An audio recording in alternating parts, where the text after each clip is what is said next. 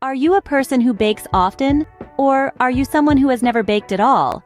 If you're the latter, the day is for you to bake something.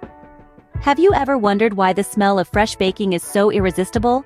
Or why a warm slice of bread is so comforting? Enter World Baking Day, celebrated annually every third Sunday in May. It's a day encouraging everyone to experience the joy of baking. Whether you're a seasoned baker or a first-timer, World Baking Day is your chance to whip up something delicious. But where did this delightful day originate? Unilever initiated World Baking Day to promote their margarine line. It's now celebrated on the third Sunday in May. So, World Baking Day is not just about indulging in your favorite treats, but also about sharing your culinary creations with others. Baking is an age-old craft with a rich history and cultural significance. A skill fundamental to societies, it brings forth a delicious array of bread, pastries, and desserts.